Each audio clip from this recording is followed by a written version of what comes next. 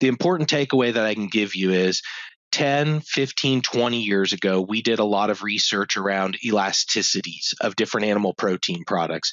For the uninitiated, all elasticity is it's a fancy word to say we're evaluating what the historical percent change in quantity demanded is relative to a percent change in price. What's the interaction between those two? In other words, as price goes up or down, how does it influence a consumer's buying habits? The elasticity research that existed in the older research said there was a substitution effect between beef, pork, and poultry. And so if beef prices went up, you would actually see consumers lean into at least somewhat more purchases of pork or poultry. Mm-hmm. Well, what's interesting is some of the more recent research that was done just prior to the pandemic showed that some of those substitution effects are starting to erode.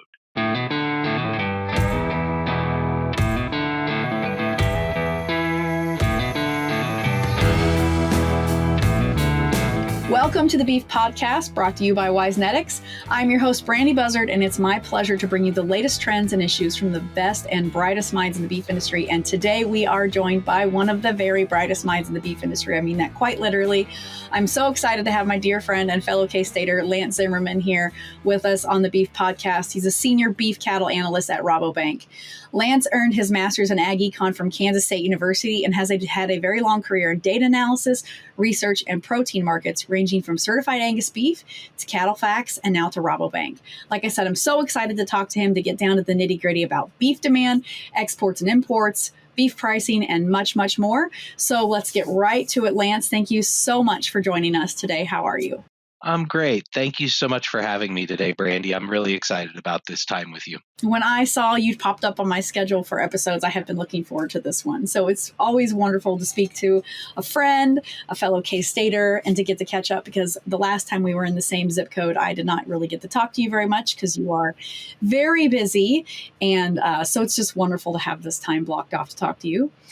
For those who do not have the privilege of being in the Lance Zimmerman circle of friendship, like I like to assume that I am in, or have just told myself I am in, please, if you don't mind, bringing everybody up to your background, how you got started in the beef industry, your career so far, kind of all of those things. Yeah. I think, we won't start with birth, but we'll start just short of that. And, as many folks, I think my generation and older, I grew up in it. My family has a cow-calf and diversified farming operation in Western Kansas.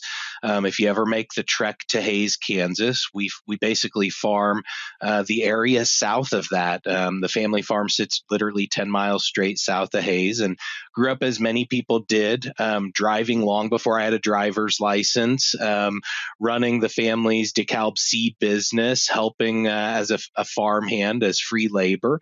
And today my brother runs the operation, and I get the chance to help him during the busy seasons when I'm not running around with my own kids and work activities. But as you mentioned, then went to Kansas State University and had the opportunity in college to start working for certified Angus beef. And that really opened my eyes to the exciting parts of the beef industry in terms of, I at one time thought I would maybe lean into the agronomy side of things. And I realized cattle were way more fun to talk about and research than plants. And so had the opportunity to work for them, actually in PR and marketing initially, and then went back to school and went totally from left brain to right brain and worked now in the data analytics and marketing side. Spent time at Cattle Facts for almost a decade, worked my way up to their director of research. And now I'm the senior beef analyst for Rabobank North America and get the chance to work with anyone in the beef industry, starting with ranchers that we may bank in Kansas, to a feed yard in the Panhandle, to a food service distributor or steak cutter or further processor, to even a major fast food company or casual dining company, and basically help inform industry participants of trends in the marketplace, bigger picture, thematic kind of research topics, or new technologies coming online to even getting just the opportunity to do things like this, sit down in an interview, talk about the industry, and basically help everybody that's involved in this space be better at what they do from day to day job. And so I love it. It gives me something new to do every single day. Some days are better than others, is the case with most work, but it keeps me on my toes.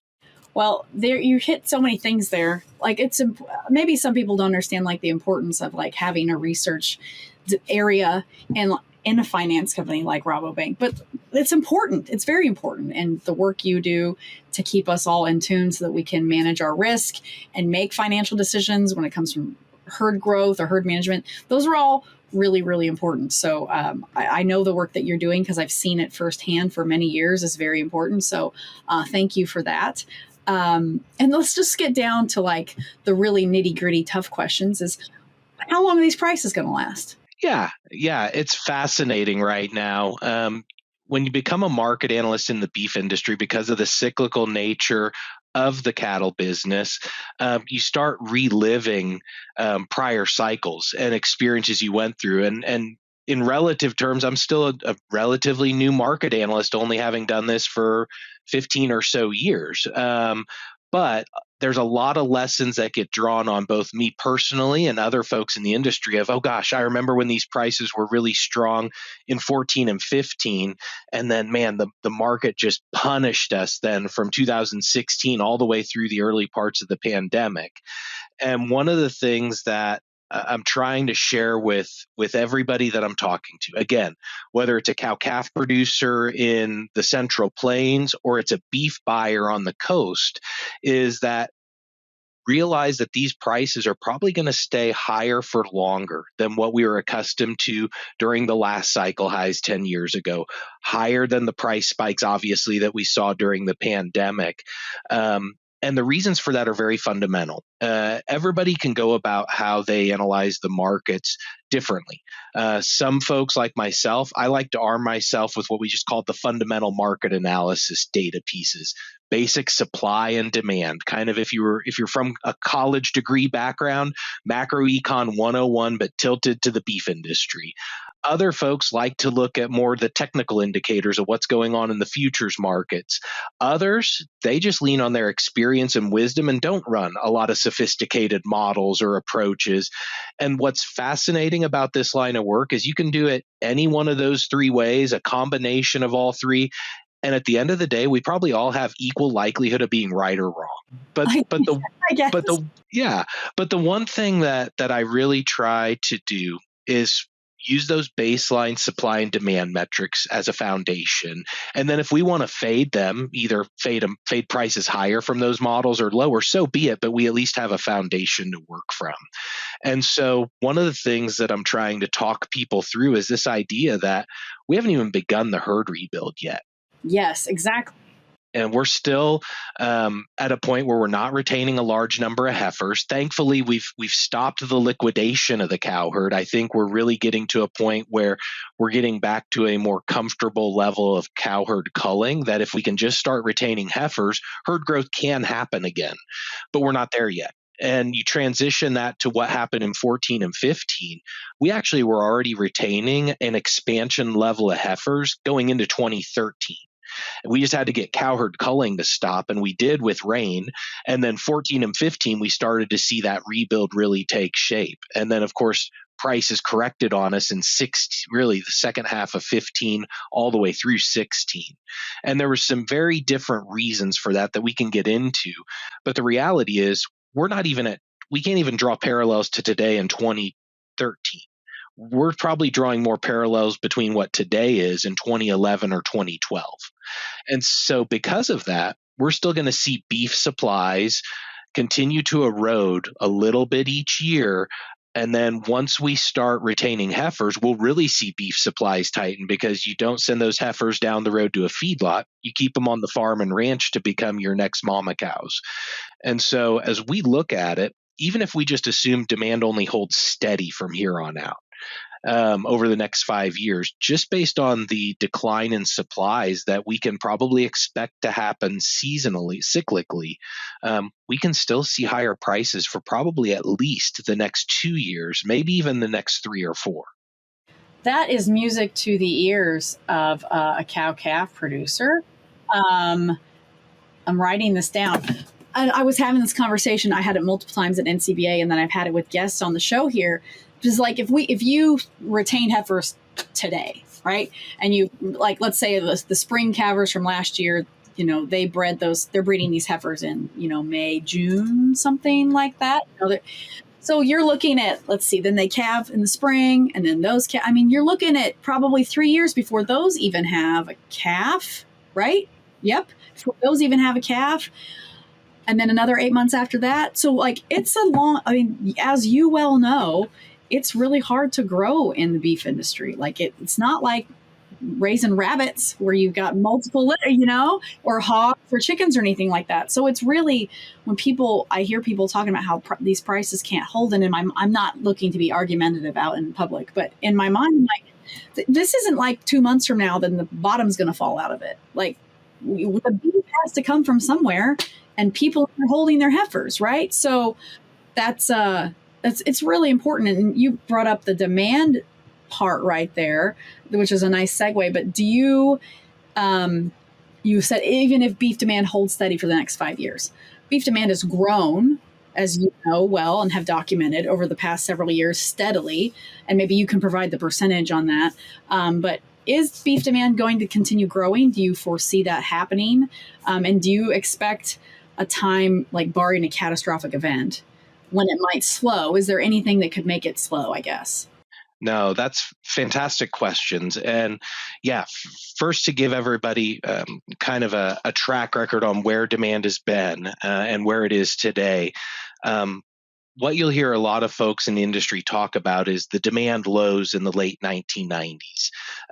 Essentially, when you think about what beef demand had done from its highs in the 70s to the lows in the late 1990s, is we had a constant erosion in beef demand. And there were a lot of different things that beef was under attack for. Some of them were self-inflicted. Others were external factors. One, the medical health community had some research. We can debate whether it was good or bad, and there's still ongoing debate around, the healthfulness of beef. And at that time, beef and cholesterol were public enemy number one in the health space. It was being blamed for all sorts of chronic disease.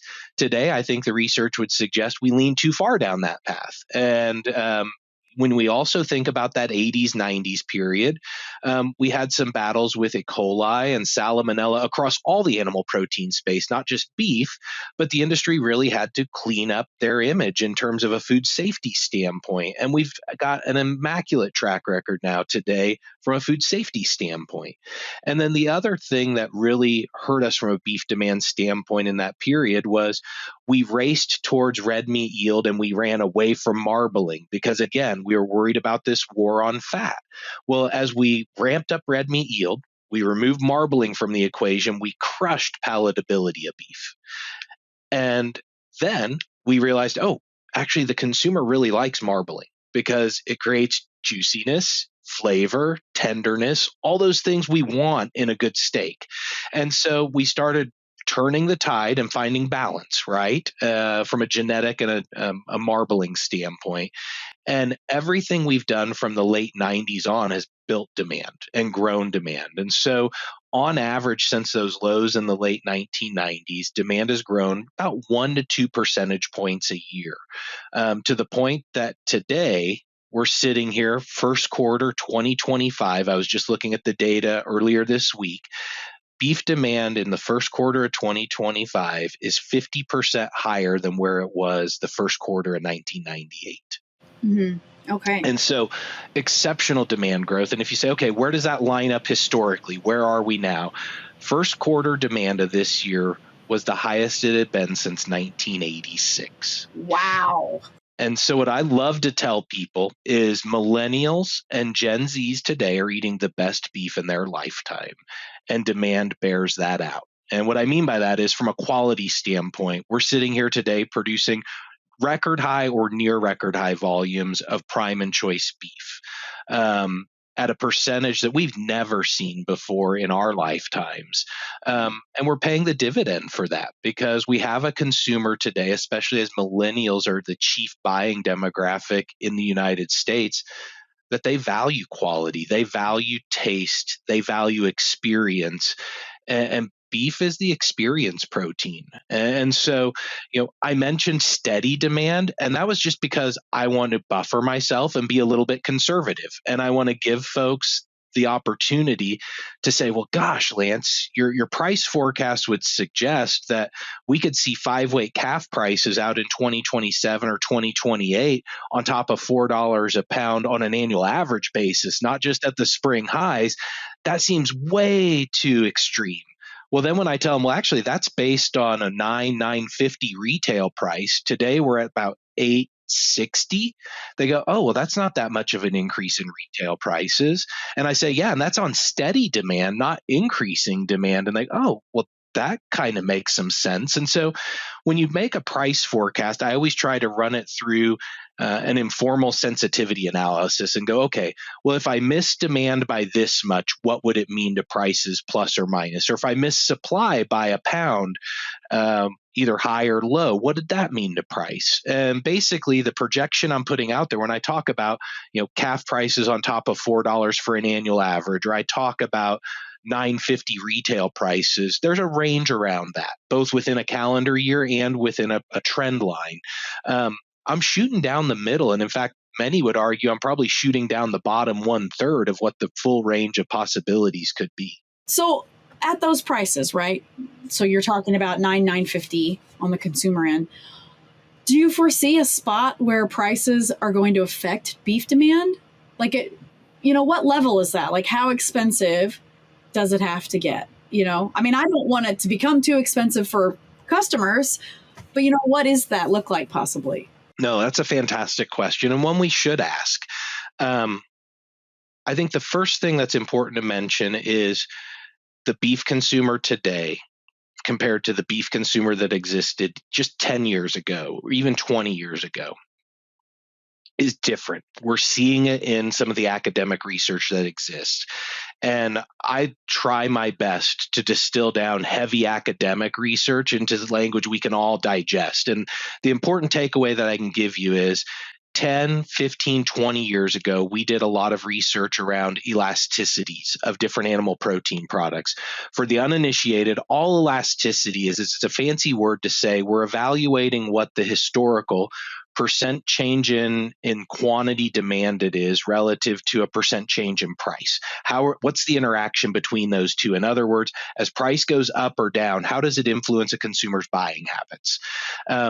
The elasticity research that existed in the older research said there was a substitution effect between beef, pork, and poultry. And so if beef prices went up, you would actually see consumers lean into at least somewhat more purchases of pork or poultry. Mm-hmm. Well, what's interesting is some of the more recent research that was done just prior to the pandemic showed that some of those substitution effects are starting to erode. In other words, beef's starting to stand on its own a little bit more. And that even if its prices go up relative to pork or poultry, consumers aren't just automatically trading out of the beef category and going to the competition in this case. Yeah, right. But simultaneously, what some of that research is showing is there's also something called an income elasticity. What I was referring to about substitution effect is a cross-price elasticity. Income price elasticity says, okay, based on a person's change in income, how does it change their reaction to buying more or less of a product? And what's interesting is the income elasticity in relationship to beef has gotten a little bit stronger. And so what does that mean? Well, what it means is beef prices can go up or down. And as long as a consumer's income situation stays the same, they'll keep buying the same amount. Yeah. Now, if their income drops, then beef's a little more at risk because then they'll buy less beef. Yeah. And so why I'm mentioning all of this in relationship to, well, how high can prices go? Well, as long as consumer incomes hold steady or increase, beef prices can go up. Yeah. And so one of the things that I often have done is I have some research in my back pocket where I looked at beef prices in relationship to consumer incomes. And basically, I distilled it down to how many minutes does the average consumer have to work to pay for a pound of choice beef or a pound of ground beef? So, higher quality retail whole muscle cuts versus just grinds. And what I found is in that research, we actually peaked that number during the 14-15 cycle highs. And I may have the number just slightly off. Folks can find some of my past research work where I quantify this. But if memory serves me correct, the average consumer needs to work like 13 minutes at the highs in 14 and 15 to pay for 1 pound of choice beef. 13 minutes, not that long.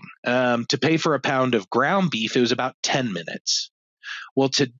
Today, where beef prices are sitting, even as high as they are, new all-time highs, the consumer's still only having to work like 12 or 13 minutes to pay for a pound of choice beef and only about 7 to 8 minutes to pay for a pound of ground beef. And so there's still upward movement that we can have in these prices because incomes aren't static over time. Incomes gradually go up. And so one of the biggest risks that probably exists to demand in this next 5-year stretch is recession risk.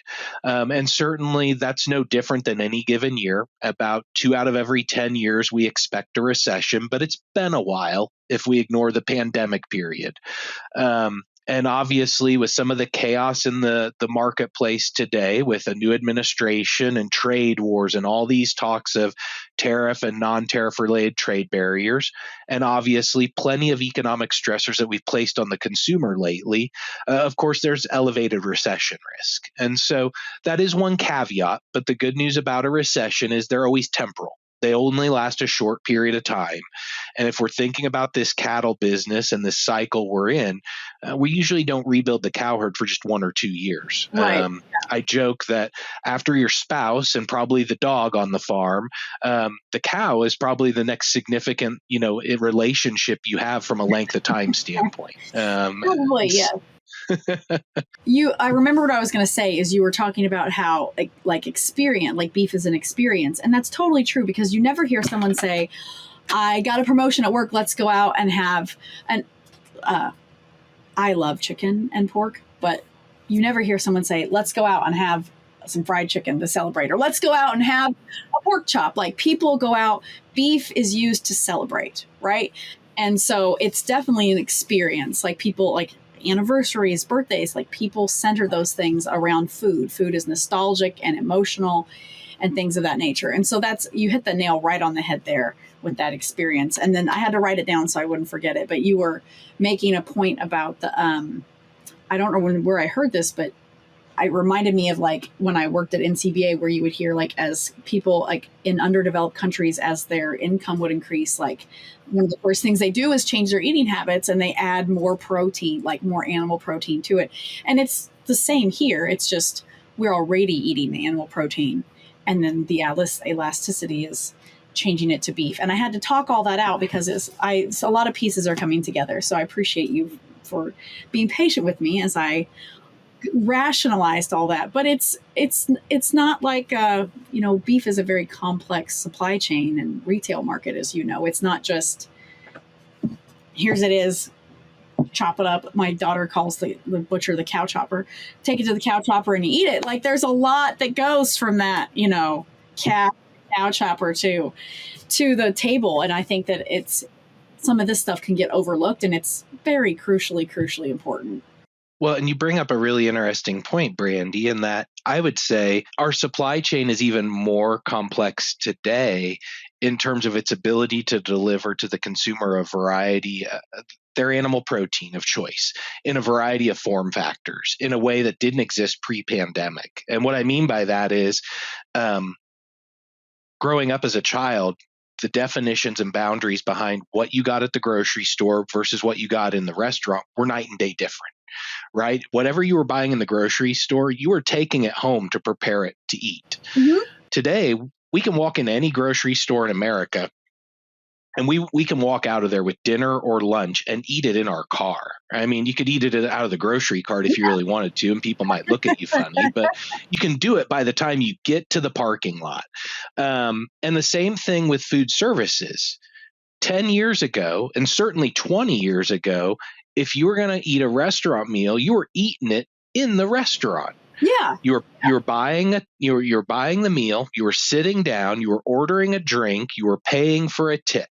Today, if a mom and dad is just wore out and they're peopled out from a long week of work, on Friday night, they don't have to go out to eat. They can go place the order on their phone, and as they're driving home, pick it up and take it right home and avoid the 20% tip and avoid the bar bill and avoid cooking for a night and giving themselves a break. And so I say that to say the U.S. consumer today has an embarrassment of options to them, where even if beef gets more expensive and captures a higher percentage of their budget to create some shock, there's a lot of opportunities for consumers to trade across, maybe trade down in price, but trade across without trading out. And I think that's fascinating as we look at the potential for growing demand today, or perhaps not seeing demand pull back as much in light of a potential recession as we did maybe during the Great Recession in the late 2000s.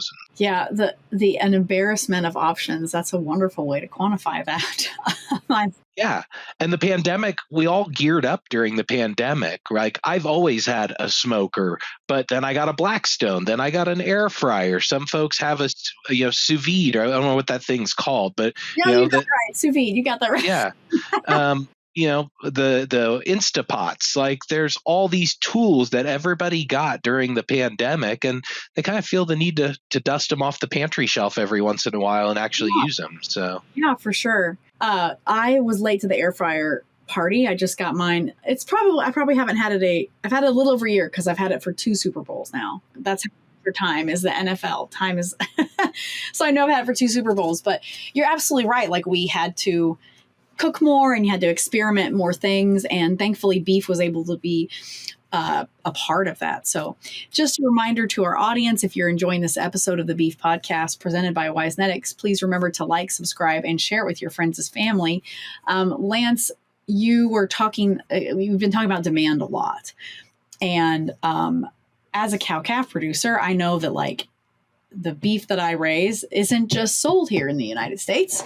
It is exported to other markets. And that's a pretty touchy topic these days. Imports is always a touchy topic, but exporting and trade wars and tariffs. And so just recently, I'm not sure when this episode is going to air, but we are recording it on April 16th.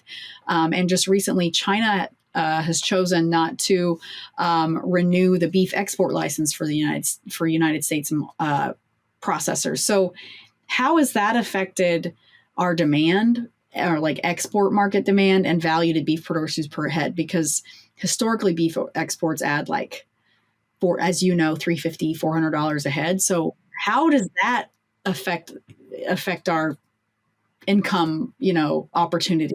Yeah, it's going to be really interesting to see how all of this plays out. And obviously, working for a bank, we get all sorts of fun requests about, how tariff policies, trade policy changes, market valuation shifts impact, risk in the business. And so I've gotten bombarded with these questions over the last 60 to 90 days. The most fun was the announcements that we all had, and then they changed 24 hours later relative to our North America trade partners, Canada and Mexico, back March 4th. While I was in Calgary, Alberta, Canada. That was fun.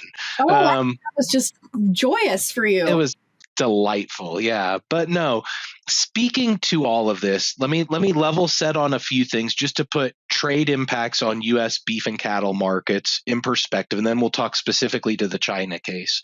The United States is largely a domestically sourced beef supply. And I went through all the different math, and I had to make some assumptions here and there. But basically, when I got done working through beef we produce, beef we export out of the United States, beef we import in from other countries frozen, beef we import in fresh, cattle we import in from Mexico and Canada, when it was all sifted out, what I've determined is roughly 2/3 of the beef we consume is U.S. born, grown, raised, and finished steer and heifer slaughter. About 16% is U.S. cow and bull slaughter sourced. Do the math. That should add up to 82%, I believe. But basically, the last, yeah, I may be off just a little bit. The last 16% is imports. And so basically 82% of our supply is domestic sourced. The last 18% is imported. And that includes Canada and Mexico, where I also allocated, hey, the cattle came to us from Mexico, so we're going to keep them allocated to Mexico, even if we finished them here in the States. Or I still allocated it to Canada if it came across as a fat animal and went right to a packing plant. Right? Because it's hard to tease that out of our slaughter numbers, but we do get the imported head numbers from the government. So I did my best at allocating appropriately. And so I mention all of that because then you also have the side of it of we produced it domestically, but then it got exported. Right. Well, exports as a percent of our total domestic production is about 11%. Right. It varies anywhere from 10 to 12 over the last several years, but 11 is a safe number. And so as we think about all of these trade dynamics, the one bullet that we probably dodged, and I know you mentioned this, it is a very sensitive topic when we talk about imports, but our supply chains across North America are very integrated.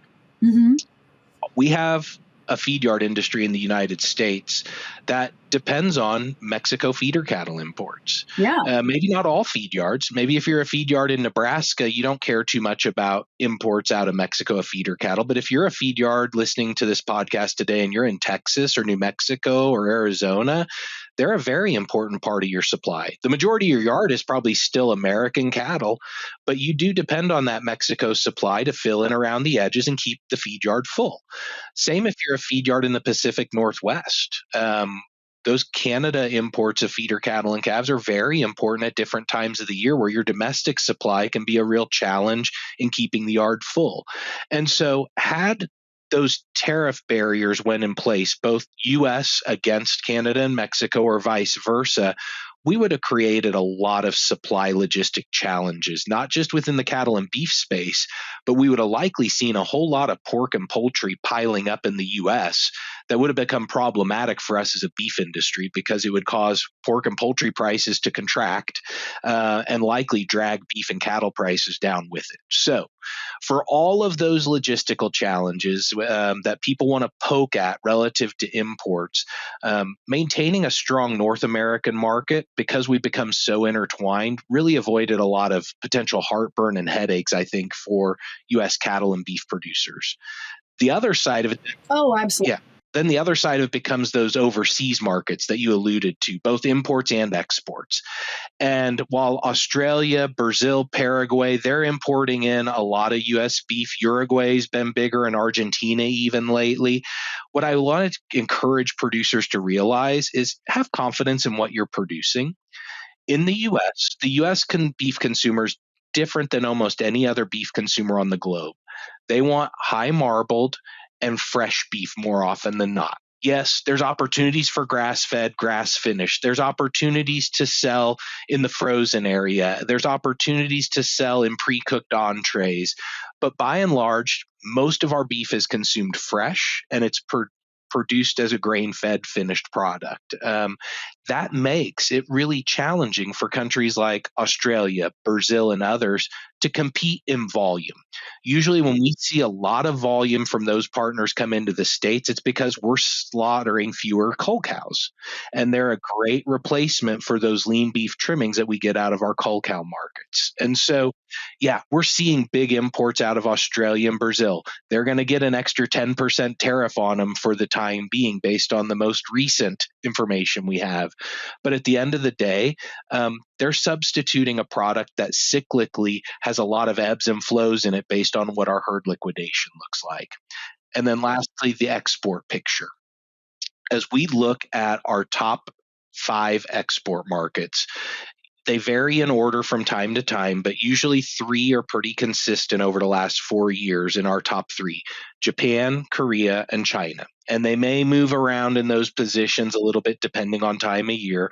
But having China sit back and say, we're not going to reapprove U.S. beef plants and cold storage facilities for export into our market from a beef perspective is meaningful because it's a top 3 market. You also then would have, rounding out that top 5, Canada and Mexico, which we talked about earlier. So I'll ignore those for the time being and I'll just focus on China. What's interesting about China is we know what a strong producer lobbying effort does in the United States when cattle producers go to the Hill or go to their state capital to, try and try to encourage change on a particular policy issue. It's always important to recognize every single country has cattle producers in it as well, and they have lobbying efforts too. And one of the things that actually popped up on the radar screen, and some folks may have missed it because it was right during the holiday season, was Chinese cattle producers were putting a lot of political pressure on their leaders to try and slow down the pace of imports into the country, imported beef, because their domestic cattle market was really struggling. Some of it was self-inflicted due to cheaper cattle prices and a lot of imports coming into the market and dominating supply, but also they were struggling because of the cost side of the equation.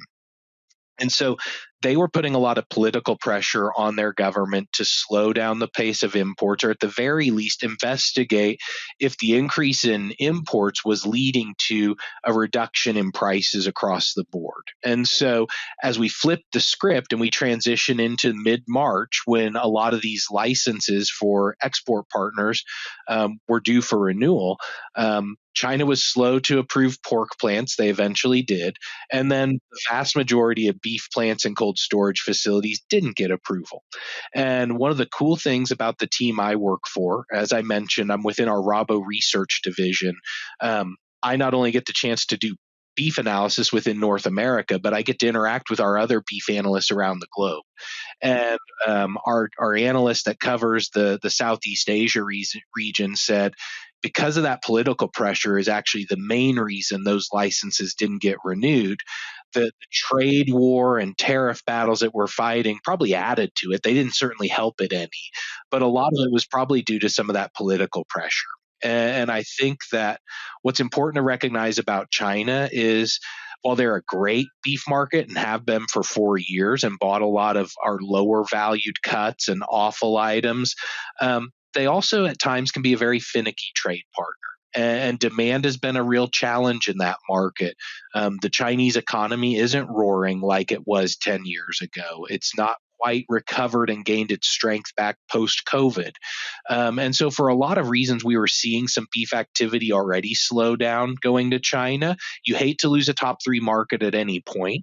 But it's a market that has been elusive to us over history anyway. And so we're certainly going to probably see an adjustment going forward with some of those lower valued cuts. They were big buyers of a lot of the offal items that we like to talk about, but also items like navels, skirts, flanks, things of that nature too. Even some briskets from time to time, ironically, and some trimmings. So we're certainly going to see an adjustment. But the good thing is, usually when one partner takes a seat back, there's usually another partner that steps up. Some of these trade discussions are going to add some chaos to that. You don't rebuild a trade relationship overnight. But again, when we fall back on the idea that we have a lot of domestic support for our market, it doesn't have to mean the end of the world. It usually means kind of one step back and then two steps forward. Gotcha. Well, thank you for clarifying that, because I didn't know that lobbyist piece, that piece of that. So that's an interesting piece of the story. As we come up towards the end of the episode here, there's, I know that you mentioned earlier that you try to, take this information and make it consumable for the public. And I will say that you have always done a really good job with that, and that you have a research paper out recently with Rabobank that I would highly encourage our listeners to seek that out and read that, because it had a lot of really interesting pieces in it. But there's always risk in the beef market, whether it be risk of, you can't manage the weather risk, but there's risk with the way, with the market, there's risk associated with trade. I mean, there's all sorts of risks. So can you provide any advice to beef producers who are trying to make decisions about maybe heifer retention or marketing them as a result to kind of a tumultuous trade and market environment currently? Like, I know that you can't tell people like, well, I would sit on them or I would sell them. That's not what I'm looking for. But just any advice you might offer in kind of some uncertain waters. I think the biggest thing that I always try to keep in mind is when we talk about the cow-calf producing segment in particular, we have a massive variety of producers in that segment, from small folks, that the smaller folks in terms of the size of herds that they manage. They only have 5, 10, 20 head, because again, the average size of a herd in the U.S. is under 50 head. To operators that they have 500 head, and it's a healthy contributor to the family income, to folks that manage thousands of head. And so as I think about your question, I think the best thing that I can recommend to folks is look at their operations objectively, and whether they have robust data and record-keeping systems or not, ask themselves if there's opportunities for diversification. What I mean by that is, a $4,000 bred heifer is going to get really expensive, and we're working towards that price point. That's going to be cost prohibitive for a lot of operations. I think those operations who are well capitalized and probably have younger decision makers are probably the only ones that are going to really lean into this expansion aggressively. If you're not in that demographic, you're going to have some tough decisions to make, and you're going to have to do it more methodically. That may mean your best opportunity in the short run to better occupy your pasture as conditions improve is lean into some more feeder cattle, running some stocker cattle, perhaps taking those calves and backgrounding them. One of the decisions we made on our very modest 150 head cow-calf operation, because we're more farmers that run cattle as a side gig, is we said we already need to start retaining some heifers because we can see the cow herd we have is getting old. And we don't want to be in a position where we have so many heifers that it's cutting into our income down the road. So knowing we need to grow from 150 back towards closer to 200, we made the decision to retain 30 heifers this year. And by doing that, we didn't get our cash receipts from the rest of the calf crop weren't any smaller than the year prior, because prices kept going up. It allowed us to slowly lean into that rebuild rather than what could have been, if we waited one more year, a pretty aggressive bet on a rebuild. And so look at things that you can do to lean in, to diversify, and not make the stressors of a potential rebuild damaging to your operation financially or damaging to your livelihood financially. That's a really interesting point. You're talking about diversifying, because I was at the, it's put on by an ag agency. It's called Farm Voice by Ad Farm. And it's kind of like a discussion forum. And they had a panel there. And part of the discussion was about expanding to bring in the next generation. So like if you want the next generation, maybe that generation is your and my age, to come back to the farm or ranch, like it has to accommodate another family now. So how do you do that? And it was like revenue streams. So that means diversifying. So that's just to hear that twice in 1 week, that like diversify, that can lead to more revenue streams. I think that's really sound, just insight for how to proceed cautiously, aggressively. Maybe I'm not sure the right phrase of that, but like proceeding to mitigate risk, right? Mitigate risk. You said it. That was perfectly said by the economist. So yeah, it's just interesting to hear that same thing from, different areas of the industry, but with the same kind of endpoint. So very interesting. Wonderful, wonderful stuff. It's time for our famous three.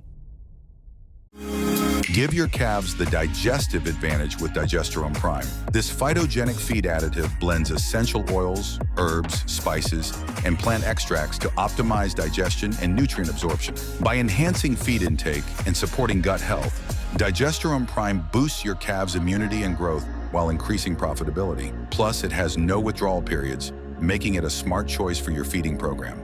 Learn more at dsm-firmenich.com/prime. I wish that I could talk to you for much, much longer. However, we have come to the end of the episode where we ask the same questions of same three questions to each of our guests. And because you are a listener of the podcast, you know what these are in advance, and I've given you a heads up. But for our listening audience, we ask the same three questions of every guest for a consistency standpoint and just to pick their brain a little bit about what they do when they're not in their job. So the first one is, what is your favorite beef or cattle related resource? Could be a book or a website. Well, some people would say that I'm farming out and suggesting a competitor, but I know better. I loved my 12 years at CattleFax. I'm still very good friends with the team there. They were part of my formative years as a market analyst. And even within the bank, I'm one person. I'm one set of ears, one set of eyes. There's only so much I can do to stay on top of the chaos around us. And so even at Rabobank, we are CattleFax members.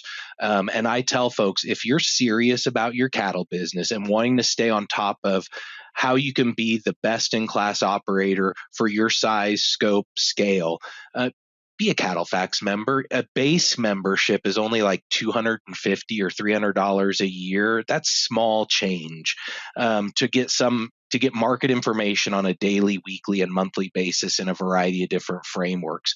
And are they perfect? No. Am I perfect? God only knows I'm not. But it's a baseline. It's something to consider, and I think it's a really good source. Yeah, no, I think that's wonderful. I always enjoy going to the CattleFax session and hearing that insight. And sometimes you leave and you're like, oh, this is terrifying. And then sometimes you leave and you think, oh, this is exciting. So yes, that's wonderful, wonderful, wonderful. I have never had that resource listed. So you are the first one to do that. So the next question is, what is your favorite non-beef or cattle related book or one that you are currently reading? A book that I wouldn't recommend everyone read. I wouldn't even recommend the Audible book because even as a market analyst, it's relatively dry. But research the title in Google, and there will be a Cliff Notes PDF that'll come up. And it's a book titled Thinking Fast and Slow by Dr. Daniel Kahneman. Dr. Daniel Kahneman was actually a psychologist who won a Nobel Peace Prize in economics, or a Nobel Prize in economics. And he worked for the Israeli government. But he talks about mental cognition patterns and habits that we fall into based on just how we're hardwired, how our brains work. And it helps you realize biases that you can have in interpreting information. For me as a market analyst, that's really helpful to know. But find the PDF Cliff Notes version. It'll only be like 5 to 10 pages, and I think you'll be fascinated in reading. I like how I asked you to recommend a book, and and you said, I don't recommend this book. Just find the PDF summary. So yes, find the Cliff Notes. And Brandy, I am very self-aware, as you know, hanging out with me often enough. And I take this back to when I was in graduate school, and my wife and I had a 2-story duplex. My graduate work I would do oftentimes upstairs in a second bedroom. And my wife, love my wife, Andrea. She is a sweetheart. She was downstairs watching TV, and I'm working on my thesis, and I yelled downstairs to her, hey, Andrea, come up here. I did this really cool thing in Excel I want to show you. And as sweet and lovingly as a wife can do, as you understand with your husband being wired probably similar to me in many respects, she kindly yelled up as lovingly as she could, babe, there is nothing cool about Excel. And so it's kind of the same way with this book. Don't read the whole book. It's for me. It's for Hyatt. It's not for everyone, but the Cliff Notes version is. I like that. Hyatt likes Excel a lot as well. So yes, I am not I am not sweet like Andrea. I've met Andrea, your lovely wife. I am not sweet like Andrea, but that was a great. I like that. That was a wonderful tangent. That made me so happy. And then when you think of someone I'm going to be laughing about that the rest of the day. When you think of someone you admire or look up to, what is a characteristic they possess that has led them to be successful? You don't have to tell us the name of the person if you don't want to, but just like the actual characteristic. I've been so blessed, Brandy, with really great supervisors in both official capacities and unofficial. So many people and experiences are flashing through my mind right now. I'm going to say that one of the coolest things that I've learned and one of the coolest people I've worked for, I actually got the chance to mentor under who once was the head of risk management for Cargill Meat Solutions. And he was really good in my formative years as a market analyst, encouraging me to put the phone down, to put the market ticker away. Even though we were trading in overnight markets and activity was happening, he's like, don't do it. You got to set boundaries. And even when I'd take vacation, he was one of the first ones to scold me when I came back and I'd sent a work email while I was on vacation. And he wasn't that way initially. He was much more like young Lance was. And he was good about saying, Lance, when you're a dad, be a dad. When you're a husband, be a husband. When you're a market analyst, be a market analyst. The markets are always on. If you don't shut them off, they will eat you alive. And I think there's a lot of wisdom in that, not just as a market analyst, but being involved in your work. We're doing this because we all love it. But if we aren't cautious, it will consume us. And so he was good about encouraging boundaries, and at that time in my life, I needed that, and so I would say for that reason, that's sticking out to me right now. I think that's not that what I think matters, but boundaries that's just wonderful. I more people need to institute those, and you're absolutely right with the age of the cell phone and news being 24/7 all the time. I mean, news has always been 24/7, but now you can see it 24/7, and just fabulous. The boundaries is I can't endorse that enough. That's wonderful. So that is very sadly all the questions and time that we are going to be able to have today. But again, Lance, thank you so much for joining us. I have loved talking to you. We are absolutely going to have you come back on the podcast at another date. But if listeners have questions for you or want to learn more about our discussion today, where can they do that? Yeah, one of the easiest places I can probably point folks to that has some of the research we even talked about within the Rabo research framework. The short URL is just Rabo, RABO.NL, because we're a Netherlands-based bank globally, rabo.nl/Lance Zimmerman. No spaces, no dots. They'll go right to my main page where all the different research, commentary, reports, internal stuff exists. And they can find my report from February where I talk about the price trends and demand and all these other things. Well, that is very cool. I just typed it in while you were talking, and he has his own landing page. And so I will put that in the footnotes for our guests or for our audience. I highly encourage you to pull that up on your phone or your computer when you get to a stopping point. When you're not driving, try not to read it when you're driving, but I put that in the footnotes. That's wonderful. I will have to go look at that as well. And I'm going to read the paper, the most recent research paper. I skimmed it earlier, but I'm going to actually sit down and read it. So, again, thank you so much for being here, my friend. Thank you, Brandy. Wonderful to talk to you. And to our audience, thank you for tuning in. And we will meet you back here on the podcast, on the Beef Podcast, presented by Wisenetics.